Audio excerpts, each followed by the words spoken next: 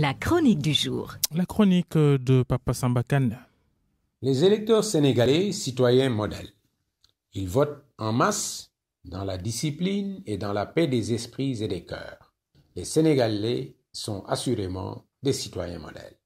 Cette antienne peut paraître convenue, rébarbative et, à la fin, fanfaronne, relevant simplement de ce que mon ami le satiriste Ibou Fall appelle une sénégalaiserie, sans grande consistance. Cependant, il faudra en convenir, cette citoyenneté agissante est une réalité qui s'approfondit d'élection en élection, sauf quelquefois lors d'élections locales par exemple, où le faible enjeu des compétitions, venant s'ajouter à cet appauvrissement qualitatif déplorable du personnel politique intermédiaire concerné, louche l'enthousiasme des électeurs. Je ne parle pas du désintérêt possible de l'État central pour pareilles élections, à moins que la proximité d'une présidentielle ou de législative leur confère un intérêt ponctuel. En attendant de mieux cerner les motivations du citoyen sénégalais à devenir effectivement électeur par des études sérieuses documentées, un constat appelle l'attention de tous.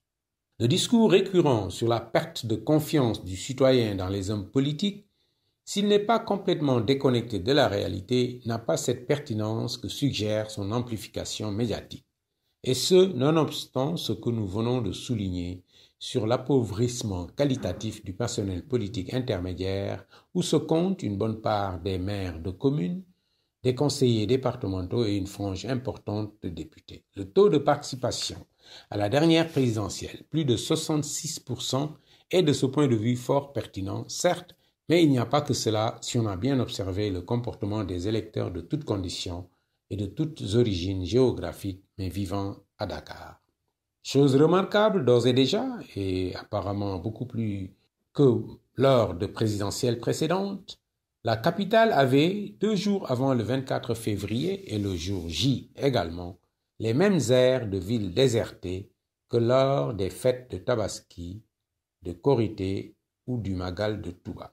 Dans quelques marchés de Dakar, notamment ceux où se débattent avec un quotidien économiquement déprimant des vendeurs vivant au jour le jour, quelle n'a été la surprise de certains clients de constater que leur vendeuse de salade préférée ou ce jeune plongeur en apnée, leur fournisseur préféré de moules et autres fruits de mer, étaient tous deux partis voter au village. Et ils n'étaient pas seuls. La quasi-totalité des marchands du marché de Soumbédioune l'avaient déserté. Et les jours suivants, ils vous informaient avec un grand sourire satisfait qu'ils étaient allés voter. Pourtant, vous les avez fréquentés pendant des années, vous ne les avez jamais entendus parler de politique. Le jour du vote, ils ont renoncé à leur gagne-pain pour aller tranquillement s'acquitter de leurs devoirs. Dès le lendemain, ils ont repris leur place sous le soleil. Ils ne réclameront aucun privilège particulier à celui qu'ils ont élu, mais attendront sereinement la prochaine élection pour le sanctionner. Si ce n'est pas cela, l'expression type de la véritable citoyenneté, par opposition à la bavarde, qui prend la pose dans les réseaux sociaux et les médias, y compris cette présente chronique, bien évidemment, croyant ainsi pouvoir peser sur le destin du pays, il faudra m'expliquer. Car ces gens que nous avons écoutés n'ont pas voté aveuglément. Papa Samba Kane.